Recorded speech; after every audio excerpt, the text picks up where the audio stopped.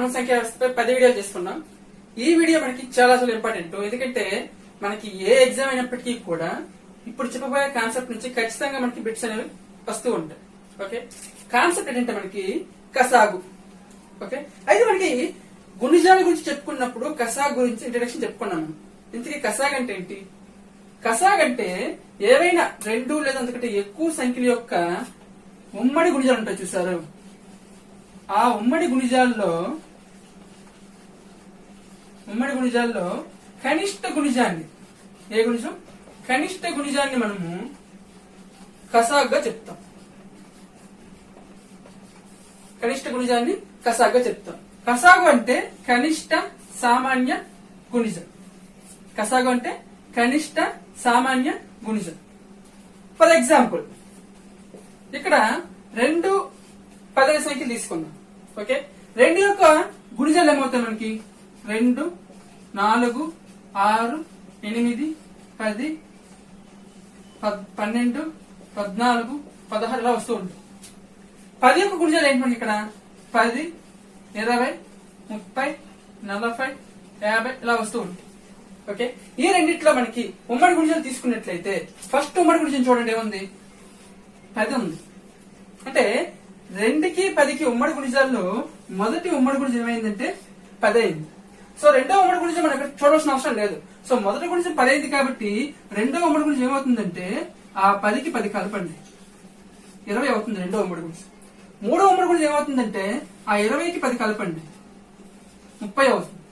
నాలుగోది 40 అవుతుంది. ఐదోది 50 అవుతుంది. ఓకే, మనకి ఉమ్మడి గుణిజాలు కనుక్కునే పద్ధతిలో ఫస్ట్ ఉమ్మడి గుణిజం తెలిసిపోయినట్లయితే ఆ తర్వాత ఉమ్మడి గుణిజాలు ఏమీ లేదు. ఆ ఫస్ట్ ఉమ్మడి గుణిజం అయితే ఎంతైతే ఉందో అదే సంఖ్య మనం ఏం చేయాలంటే కలుపుకుంటూ పోవాలి. ఇప్పుడు ఈ 2 సంఖ్యల్లో 2కి 10కి ఉమ్మడి గుణిజాలు ఏమొచ్చాయి ఇక్కడ మనకి? 10, 20, 30, 40, 50 ఇలా వచ్చు. ఓకే, అయితే దీంట్లో మనకి కనిష్ట ఉమ్మడి గుణిజం ఏది ఇక్కడ మనకి? 10. కనిష్ట ఉమ్మడి గుణిజం ఏంటి? 10. అంటే 2కి 10కి కసాగ ఏమవుతుందంటే 10 అవుతుంది. ఓకే, నెక్స్ట్ మనకి ఈ రెండింటికి ఉమ్మడి గుణిజాలు మనకి కనిష్ట ఉమ్మడి గురించి చెప్పగలిగాం కానీ గరిష్ట ఉమ్మడి గురించి చెప్పగలమా? ఏదైనా ఒక సంఖ్యకైనా సరే మనము కనిష్ట గుణిజం చెప్పగలం కానీ గరిష్ట గుణిజం మనం చెప్పలేము. అదే విధంగా 2 సంఖ్యల యొక్క ఉమ్మడి గుణిజాల్లో మనకి కనిష్ట ఉమ్మడి గుణిజం అయితే చెప్పగలం కానీ గరిష్ట ఉమ్మడి గుణిజం ఏమో చెప్పలేము. అందుకే కనిష్ట ఉమ్మడి గుణిజానికి ఏమైనా పేరు పెట్టుకున్నట్టే కసాగని పెట్టుకున్నాం. ఓకే, నెక్స్ట్ వన్ చూడండి. మనకి ఇక్కడ 5th క్లాస్ లో పేజ్ నెంబర్ 72 లో ఒక ప్రాబ్లం ఇచ్చాడు చూడండి. 9, 12కి కసాగ్ కట్టమన్నాడు. అక్కడ ఒకటే పద్ధతిలో చేశాడు, కానీ ఇక్కడ మనము కసాగ్కి జనరల్ గా 3 పద్ధతులు ఉంటాయి. ఆ 3 పద్ధతుల్లో కూడా మనము దీన్ని సాల్వ్ చేద్దాం. ఓకే, ఫస్ట్ వన్ చూడండి. 9కి 12కి కసాగ్ కట్టమన్నాడు కదా, 9, 12. ఫస్ట్ వన్ ఏంటంటే మనకి వీటి యొక్క ఉమ్మడి గుణిజాలు మనము కనిపెట్టాలి. ఒక ఫస్ట్ 9 చూడండి. 9 యొక్క గుణిజాలు ఏంటి ఇక్కడ? 9 1 9, 9 2 18, 9 3 27, 9 4 36, 45, 54, 63, 72 ఇలా ఉంటూ ఉంటాయి. ఓకే, నెక్స్ట్ 12 యొక్క గుణిజాలు చూద్దాం. 12 1 12, 12 24, 36, 48, 60, 72 ఈ విధంగా ఉంటూ ఉంటాయి. ఓకే, ఇప్పుడు 9కి 12కి రెండిట్లో కూడా ఉమ్మడి గుణిజాలు ఏంటి చూడండి. ఇక్కడ రెండిట్లో ఉమ్మడి గుణిజాలు ఏంటి ఇక్కడ చూడండి? 36 ఉంది. ఓకే, నెక్స్ట్ వన్ చూడండి, 72 ఉంది. 8కి 12కి ఉమ్మడి గుణిజాలు ఏమొచ్చి చూడండి? 36, 72. ఆ నెక్స్ట్ ఉమ్మడి గుణిజం ఏమొస్తుంది చెప్పండి? 108 ఈ విధంగా వస్తుంటాయి. ఓకే, దీంట్లో మనకి కనిష్ట ఉమ్మడి గుణిజం చూడండి 36. కాబట్టి 9కి 12కి కసాగ ఎంత అవుతుందంటే 36 అవుతుంది. ఇది ఫస్ట్ మోడల్. ఏమైనా 2 సంఖ్యలకు ఏం చేయాలంటే 2 అవ్వచ్చు, 3 అవ్వచ్చు. ఓకే, ఆ సంఖ్యల యొక్క ఉమ్మడి గుణిజాలు రాసి ఆ ఉమ్మడి గుణిజాల్లో కనిష్ట ఉమ్మడి గుణిజం ఏమవుతుందంటే ఆ సంఖ్యల యొక్క కసాగ అవుతుంది. ఇది first method. Next second model చూద్దాం. సెకండ్ మోడల్ లో మనకి ఇచ్చిన సంఖ్యలకు ఏం చేయాలంటే ఉమ్మడి కారణాంకాలతో మనం విభజించుకోవాలి. 9, 12 ఏ సంఖ్యతో మనకి ఇక్కడ భాగించబడతాయి చూడండి? 3తో భాగించబడతాయి. ఇక్కడ గుర్తుపెట్టుకోండి, 2 సంఖ్యల యొక్క ఉమ్మడి కారణాంకాలు రాసినప్పుడు ఖచ్చితంగా మనం ఉపయోగించవలసినటువంటి ప్రధాన సంఖ్యలను మాత్రం ఉపయోగించాలి. చాలా మంది ఏం చేస్తుంటారంటే కసా కట్టినప్పుడు ఈ విధంగా మనకి ఇక్కడ రెండు ఒకే సంఖ్యతో డివిజన్ అయినప్పుడు మనకి ఏం చేస్తుంటారంటే చాలా మంది 4, 8 నెక్స్ట్ అంటే సమితి సంఖ్యను ఉపయోగించేస్తుంటారు. కొన్ని సందర్భాల్లో ఆన్సర్ వస్తుంది, కొన్ని సందర్భాల్లో ఆన్సర్ అనేది రాదు. కాబట్టి మనం జనరల్ గా ఉపయోగించాల్సిన సంఖ్యలు ఏంటంటే ఇక్కడ ప్రధాన సంఖ్యలను ఉపయోగించాలి. ఓకే, ఇక్కడ చూడండి 3 3 9, 3 4 12. మన ఇక్కడ 4 అనేది సమితి సంఖ్య. మనకి ఇచ్చిన రెండు సంఖ్యలే. రెండు సంఖ్యలు ఇచ్చినప్పుడు రెండు సంఖ్యల్లో ఒక సంఖ్య మనకి ప్రధాన సంఖ్య వచ్చి ఇంకొక సంఖ్య సమితి సంఖ్య వచ్చినప్పుడు మనం అక్కడితో దాన్ని మనం ఆపేయచ్చు. ఒకవేళ ఇంకొక సంఖ్య కూడా ఉందనుకోండి, ఇక్కడ ఫర్ ఎగ్జాంపుల్ 18 ఉందనుకోండి ఇక్కడ. సో 3 6 18 అవుతుంది. ఇక్కడ చూడండి 3 4 6, దీంట్లో 3 ప్రధాన సంఖ్య, ఈ రెండు కూడా సమితి సంఖ్యలు. కాబట్టి ఇక్కడతో ఆపకూడదు. మళ్ళీ మనం ఏం చేయాలంటే కసా అనేది కట్టాలి. కానీ మనకి ఇచ్చిన రెండే సంఖ్యలు కాబట్టి ఇక్కడతో ఆపివచ్చు. ఓకే, ఇప్పుడు మనకి ఏ సంఖ్య మిగిలి చూడండి ఇక్కడ 3 ఇంటూ 4. ఓకే, 3 3 9, 9 4 36. సో 9కి 12కి కాసాకి ఎంత వచ్చింది 36. ఇక్కడ కూడా 36 వచ్చింది కదా. నెక్స్ట్ థర్డ్ వన్ చూద్దాం. థర్డ్ వన్ మనకి చాలా చాలా ఇంపార్టెంట్. ఇదేంటంటే ప్రధాన కారణాంకాల లబ్ధంగా రాసి కనుక్కోవాలి. ప్రధాన కారణాంకాల లబ్ధంగా. ప్రధాన కారణాంకాల లబ్ధం తెలుసు కదా. ఇచ్చిన సంఖ్యలు ఏం చేయాలంటే ఫస్ట్ మనము ప్రధాన సంఖ్యలు ఇవే, వీటిని మాత్రం ఉపయోగించి మనము లబ్ధంగా తీసుకోవాలి. సో 9ని మనము 3 3 చూడండి, 3 అనేది ప్రధాన సంఖ్య కదా, కాబట్టి 3 3 విభజించవచ్చు. అంటే దీన్ని మనము 3 స్క్వేర్ గా రాయొచ్చు. 9ని 3 స్క్వేర్ గా రాయొచ్చు. నెక్స్ట్ ఏం ఇచ్చాడు, ఇంకోటి 12 ఇచ్చాడు. సో 12 ప్రధాన కారణాంకాల లబ్ధంగా రాస్తే 3 4 12. అయితే ఇక్కడ 4 అని చూడండి, 4 అనేది ఏంటంటే ప్రధాన సంఖ్య కాదు. కాబట్టి దీన్ని మనం ఏం చేయాలంటే మళ్ళీ ప్రధాన సంఖ్యలు విభజించుకోవాలి. సో 2 2. ఇప్పుడు చూడండి మనకు వచ్చిన సంఖ్యలు ఇక్కడ 3 2 2, ఇవన్నీ కూడా ప్రధాన సంఖ్యలు. అంటే మనం ఇక్కడ 12 ఏం చేయొచ్చు, 3 ఇంటూ 2 సార్లు వచ్చింది కాబట్టి 2 స్క్వేర్ గా రాయొచ్చు. ఇప్పుడు మనకి ఏంటంటే 9కి 12కి కసాగు కావాలి. గుర్తుపెట్టుకోండి, కసాగు అనే దీంట్లో మనకి కా అంటే ఏంటి ఇక్కడ కనిష్ట. కానీ ప్రధాన కారణాంకాల లబ్ధంగా విభజించినప్పుడు మనకి గరిష్టంగా ఉండే దాన్ని మాత్రమే తీసుకోవాలి, మరియు మిగిలినవి కూడా తీసుకోవాలి. అంటే ఉమ్మడిగా లేనివి కూడా తీసుకోవాలి. రెండిట్లో ఉమ్మడిగా ఏమని చూడండి, ఇక్కడ 3 ఉంది. 3 పవర్ ఇది అంటే 3 స్క్వేర్ ఇది, ఇది 3 పవర్ 1 ఇది. సో 3 స్క్వేర్ 3 పవర్ 1 లో ఏది గరిష్ట విలువ, 3 స్క్వేర్ గరిష్ట విలువ. మనకి ఇక్కడ కసాగులో కనిష్ట ఉన్నప్పటికీ కూడా ఈ విధంగా ప్రధాన కారణాంకాల లబ్ధంగా విభజించినప్పుడు మనం తీసుకోవాల్సిన విలువలు ఏంటంటే గరిష్ట విలువ తీసుకోవాలి. ఓకే, ఇక్కడ మనకి 3 స్క్వేర్ 3 పవర్ 1 ఉంది. దీంట్లో మనకి గరిష్ట విలువ ఏంటి 3 స్క్వేర్. ఓకే, ఇంటూ దీంట్లో 3 స్క్వేర్ మాత్రమే ఉంది, 2 విలువ ఏమీ లేదు. కానీ దీంట్లో 2 విలువ ఉంది. సో దీంట్లో లేదు, దీంట్లో ఉంది కదా, రెండింటిలో ఉమ్మడిగా లేదు కాబట్టి తీసుకోవాల్సిన అవసరం లేదు అని అనుకోకండి. ఎందుకంటే మనకి ఇక్కడ గసాకి ఆ విధంగా వస్తుంది తప్ప కసాకి ఏం చేయాలంటే రెండిట్లో గరిష్టంగా ఉన్నది తీసుకోవాలి, మరియు రెండిట్లో ఉమ్మడిగా లేనివి కూడా తీసుకోవాలి. ఇక్కడ ఉమ్మడిగా ఏం లేదు, ఇక్కడ 2 ఉంది, ఇక్కడ 2 లేదు. లేనప్పటికీ కూడా మనము 2 యొక్క గరిష్ట విలువ 2 స్క్వేర్ కాబట్టి దాన్ని కూడా తీసుకోవాలి. ఓకే, ఇక్కడ మనకి 3 స్క్వేర్ అంటే ఎంత 9, 2 స్క్వేర్ అంటే ఎంత 4. సో 9 4 36. అంటే 9కి 12కి కసాకి ఎంత వస్తుంది 36. సో ఏవైనా 2 అవ్వచ్చు 3 అవ్వచ్చు. ఆ సంఖ్యల యొక్క మనము కసాన్ని ఏ విధంగా చేయొచ్చు అంటే 3 పద్ధతుల్లో చేయొచ్చు. ఫస్ట్ వన్ ఏంటంటే ఉమ్మడి కారణాంకాలు, ఉమ్మడి గుణిజాలు రాసి ఆ గుణిజాల్లో కనిష్ట ఉమ్మడి గుణిజమే మనకి కసాగ్గా నిర్ణయించవచ్చు. రెండో పద్ధతి ఏంటంటే భాగాహార పద్ధతి. ఈ విధంగా ఓకే, అప్పుడు కూడా మనం ఏం చేయాలంటే ఆ రెండు సంఖ్యల యొక్క ఇచ్చిన రెండు సంఖ్యల యొక్క ఉమ్మడి కారణాంకాన్ని మనం చూడండి, ఉమ్మడి కారణాంకం ద్వారా మనము విభజించుకొని డివిజన్ చేసుకోవాలి. ఇక్కడ కూడా ఉపయోగించేటంటే ప్రధాన సంఖ్యలను ఉపయోగించాలి. ఓకే, నెక్స్ట్ మనకి మూడోది ప్రధాన కారణాంకాల లబ్ధంగా విభజించి కసాకు కట్టడం. ఇచ్చిన సంఖ్యను ఏం చేయాలంటే మనము ప్రధాన కారణాంకాల లబ్ధంగా విభజించుకొని ఆ వాటిలో మనకి ఉమ్మడిగా ఉన్న ప్రధాన కారణాంకాల లబ్ధాన్ని మనం ఏం చేయాలంటే ముందు రాసుకోవాలి. సో 3 స్క్వేర్ 3 లో మనకి ఉమ్మడిగా 3 ఉంది కదా, దాంట్లో గరిష్టంగా ఉన్నది మాత్రం రాయాలి మనము. సో గరిష్టంగా ఏముంది ఇక్కడ 3 పెద్దదా 3 స్క్వేర్ పెద్దదా, 3 స్క్వేర్ పెద్దది కాబట్టి ఇదే గరిష్ట విలువ కాబట్టి దీని ముందు రాసుకోవాలి.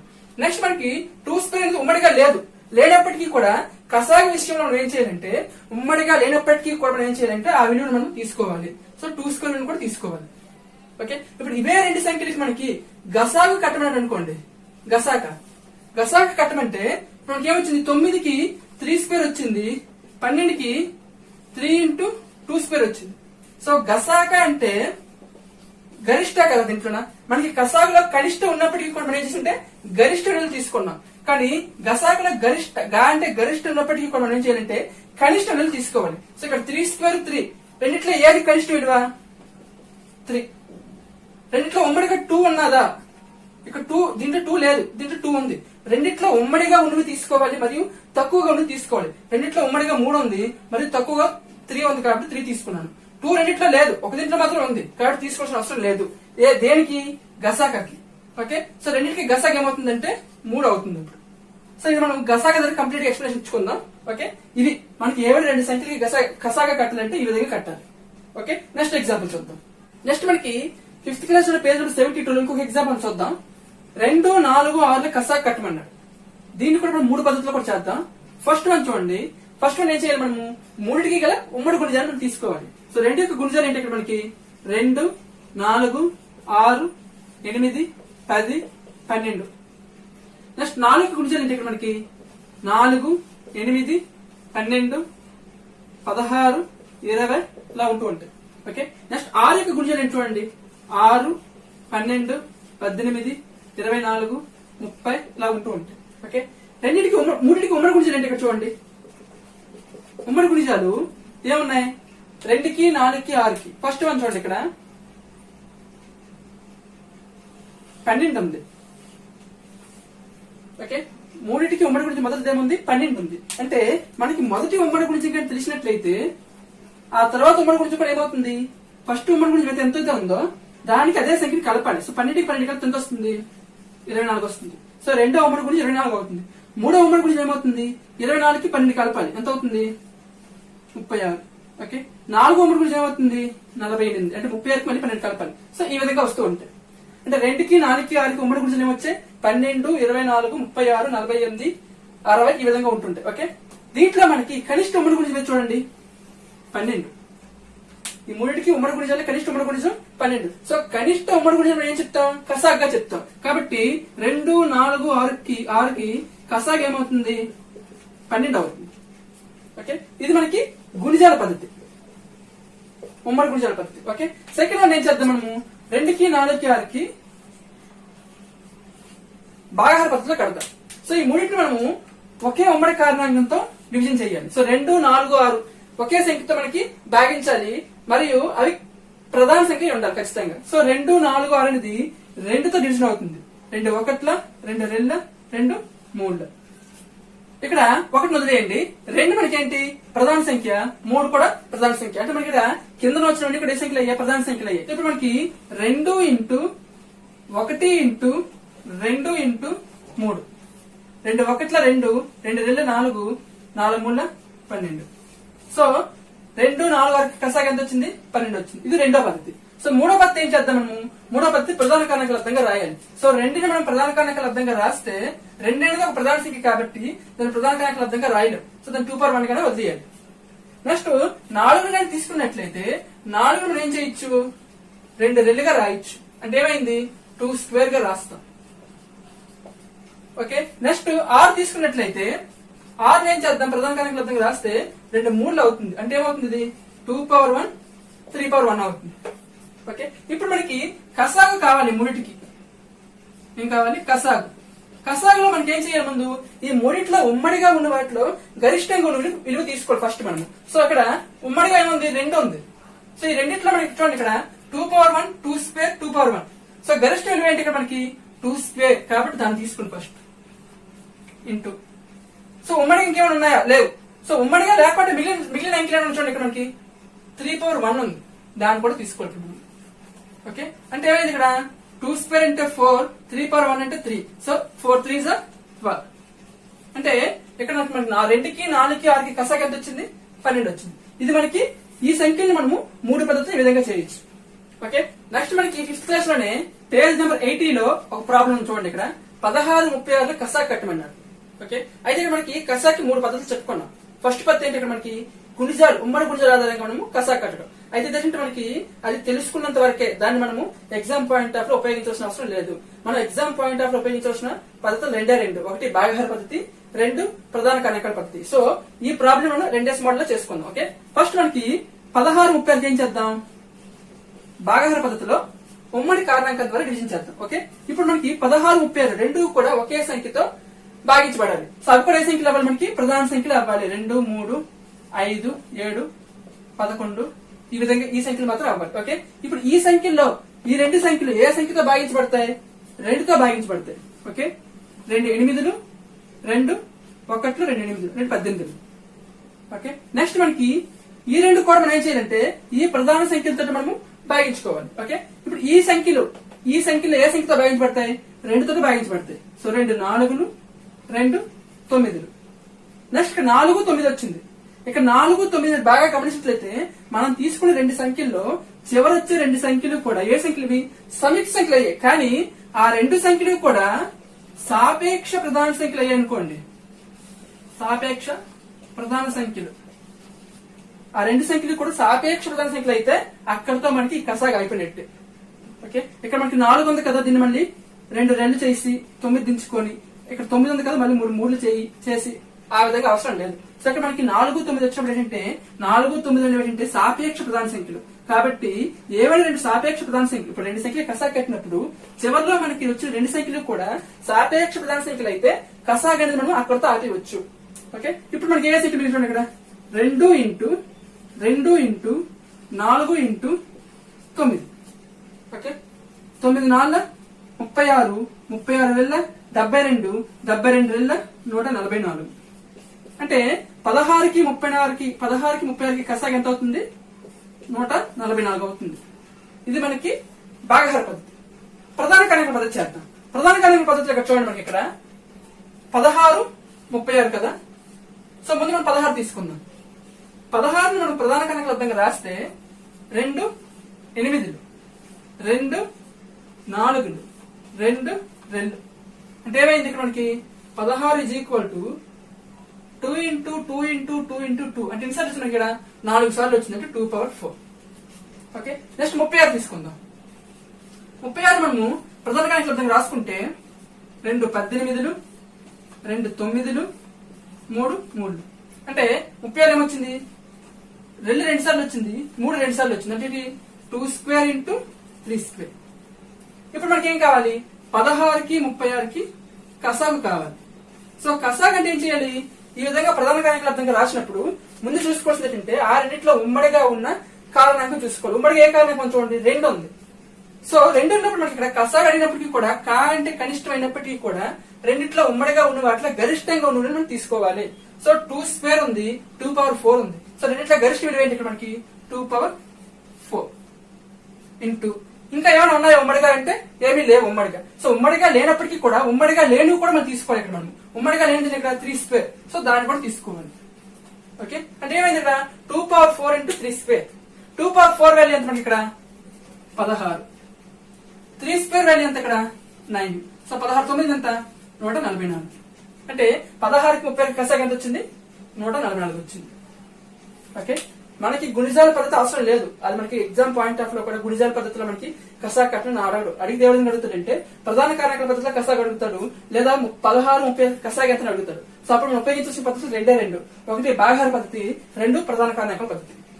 ఓకే, నెక్స్ట్ ప్రాబ్లం చూడండి. ఇక్కడ నెక్స్ట్ మనకి 5th క్లాస్ లో పేజ్ నెంబర్ 81 లో ఒక ప్రాబ్లం ఉంది. 32 24 48 కసా కట్టమన్నా. ఓకే, దీన్ని మనం 2 పద్ధతులు కూడా కడదాం. ఓకే, ఫస్ట్ వన్ చూడండి, 32 24 48 భాగహార పద్ధతిలో కట్టినట్లయితే ఈ మూడింటికి ఉమ్మడి కారణాంకం ఏంటి చూడండి. అది కూడా ఏంటంటే ప్రధాన సంఖ్య ఉండాలి. సో మూడింటికి ఉమ్మడి ప్రధాన కారణం ఏముందంటే 2 ఉంది. 2 16, 2 12, నెక్స్ట్ 2 24. ఓకే, నెక్స్ట్ మనకి ఈ మూడింటికి ఉమ్మడి కారణాంకం ఏదంటే చూడండి. ఇక్కడ మనకి 3 సంఖ్యలు ఉన్నప్పుడు ఏం చేయాలంటే మూడింటికి ఉమ్మడి కారణాంకం ఉండాల్సిన అవసరం లేదు, కనీసం రెండింటికి ఉండే చాలు. ఓకే, ఇక్కడ మనకి 16 12 24 ఉంది. మనకు ఉమ్మడి కారణాంకం ప్రధాన సంఖ్యగా తీసుకోవాలి. 2 3 5 7 11 ఇలా ఉంటుంటాయి. ఓకే, దీంట్లో మనకి ఇక్కడ ఈ 3 కూడా 2తో డివిజన్ అవుతాయి. కాబట్టి 2తో కూడా మనం ఇక్కడ కసా చేయొచ్చు. లేదా 12 24 చూడండి, ఈ 2 కూడా మనకి 3తో కూడా డివిజన్ అవుతాయి. అంటే ఏంటి, ఈ మూడింటికి ఉమ్మడి కారణాంకం తీసుకోవాలి. మూడింటికి ఉమ్మడి కారణాంకం సాధ్యపడినప్పుడు లేదా కనీసం రెండింటికి, మూడింటిలో కనీసం రెండింటికి మనకి ఉమ్మడి కారణాంకం ఉందనుకోండి, అంటే ఏం చేయొచ్చు. ఇక్కడ మనకి 16 12 24కి 2 అయినప్పటికీ కూడా నేను 3 తీసుకుంటాను. ఇక్కడ ప్రాబ్లం లేదు. కనీసం రెండింటికి మనకు ఉమ్మడి కారణం ఉంటే చాలు. సో 3 ఎకరం 16 లేదు కాబట్టి 16 నా విధంగా రాసుకుంటాను. 3 4 12, 3 8 24. ఓకే, ఇప్పుడు మనకి ఈ మూడింటికి కనీసం రెండింటికి ఉమ్మడి కారణం ఏదో చూడండి 2 ఉంది. ఓకే, ఇప్పుడు 2తో చేస్తాను. 2 8 16, 2 2 2 4. మళ్ళీ మూడింటికి కూడా ఏమవుతుంది 2 అవుతుంది ఉమ్మడి కారణంకు. 2 4 2 1 2 2. ఓకే, మళ్ళీ ఈ మూడిట్లో మనకి రెండింటికి 4కి 2కి ఉమ్మడి కారణం ఏదో అవుతుంది 2 అవుతుంది. సో 2 2 1 2 1. ఓకే, ఇప్పుడు మనకి ఏమవుతుంది చూడండి 2 into 3 into 2 into 2 into 2 into 2 into 1 into 1. 2 3 6, 6 12, 12 24, 24 48, 48 96. అంటే ఈ మూడింటికి కసాగు ఎంత అవుతుంది? కసాగు 96 అవుతుంది. ఏం లేదు, ఈ సైడ్ వచ్చిన అన్ని కూడా మనం ఏం చేయాలంటే గుణించుకుంటూ పోవాలి చివరి వరకు. ఇక్కడతో స్టార్ట్ చేసి ఇక్కడ వరకు. ఓకే, ఇది మనకి బాహార పద్ధతి. నెక్స్ట్ మనకి ఏంటి, ఈ మూడింటి మనం ఏం చేయాలంటే ప్రధాన కారణాంకాల పద్ధతిగా రాసి కసాగు కట్టాలి. సో 32ని మనము ప్రధాన కారణాంకాల అర్థంగా రాసినట్లయితే ఏమవుతుంది 2 16, 2 8, 2 4, 2 2.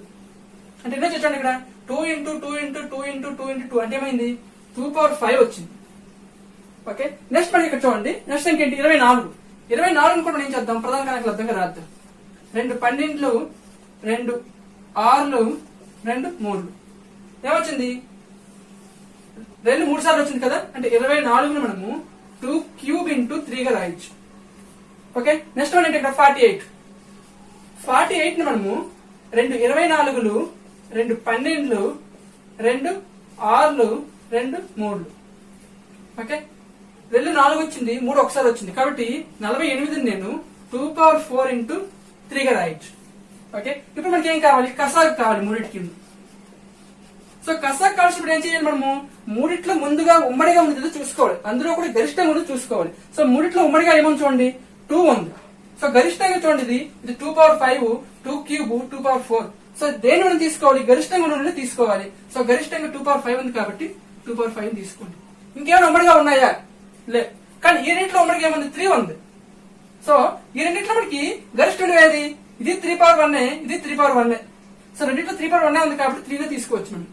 ఇంకేమైనా ఉమ్మడిగా కానీ మిగిలిపోయిన ఏమైనా ఉన్నాయంటే లేవు. సో ఇక్కడతో ఆపివచ్చు. సో 2⁵ అంటే ఎంత 32 into 3.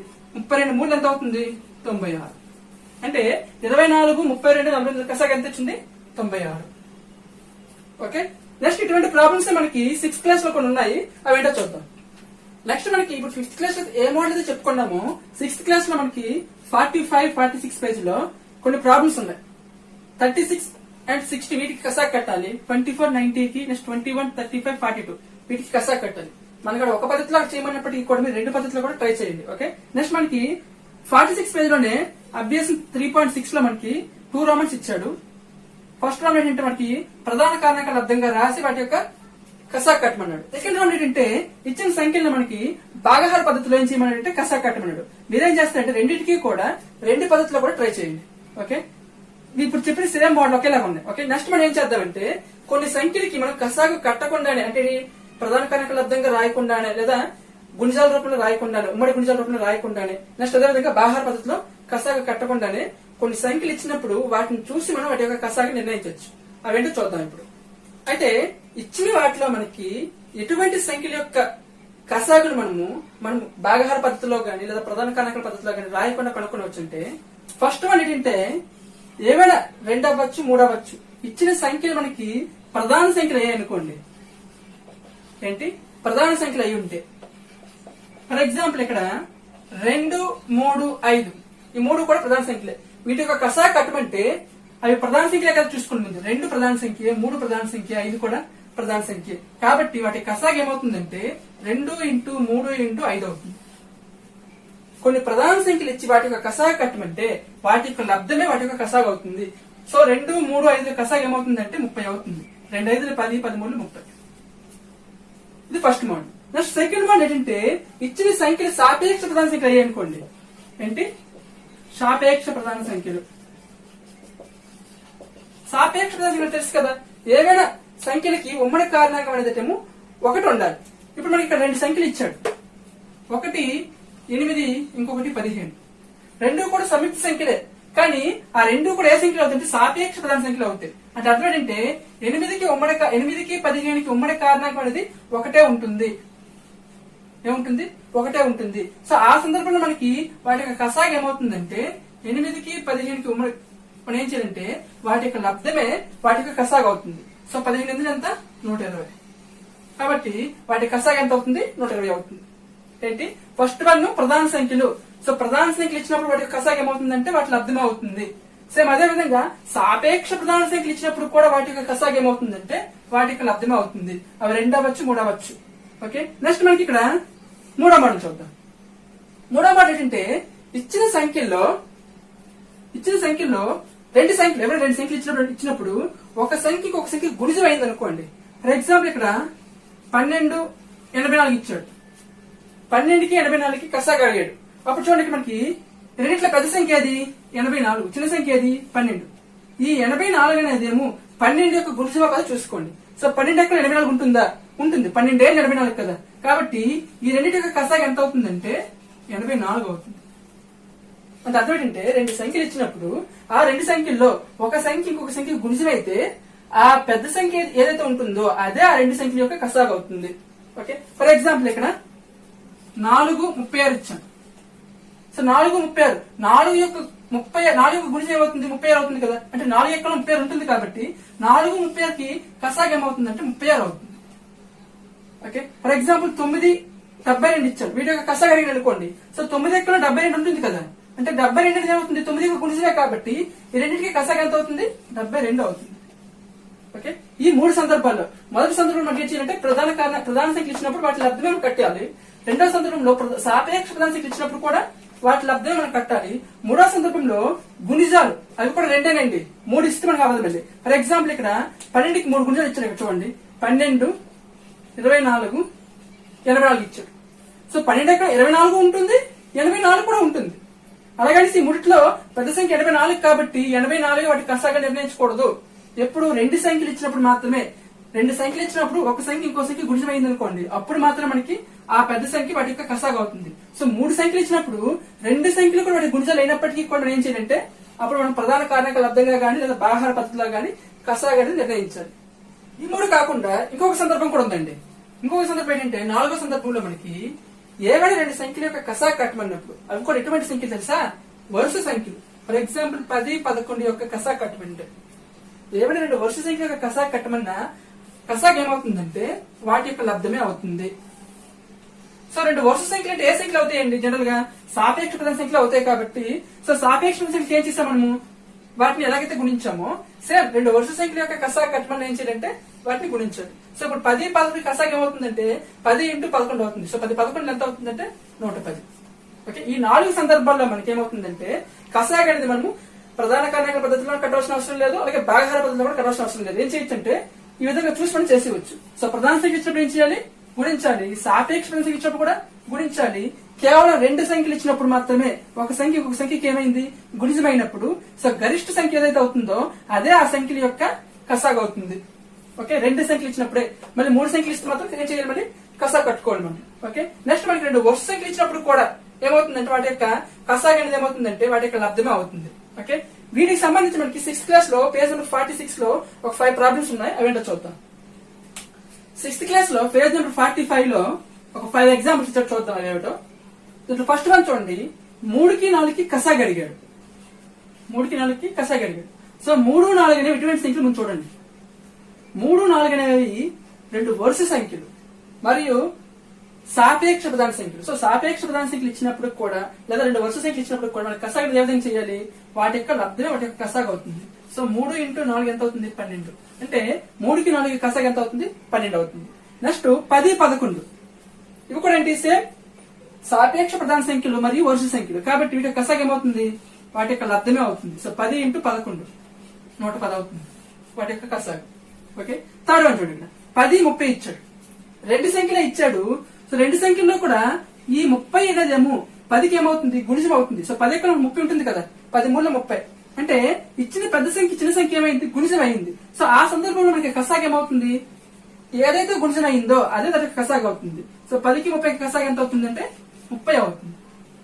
Okay, next third one, fourth one చూడండి. 12, 24 ఇచ్చాడు. దీంట్లో కూడా చూడండి 24 అనేది ఏమో 12కి ఏమవుతుంది, గుణిజం అవుతుంది. సో 2 సంఖ్యలు ఇచ్చాడు, ఇది దీనికి గుణిజం కాబట్టి గరిష్ట సంఖ్య ఏదైతే ఉందో అదే దానికి కసాగ అవుతుంది. సో 12కి 24 కసాగ ఎంత అవుతుందంటే 24 అవుతుంది.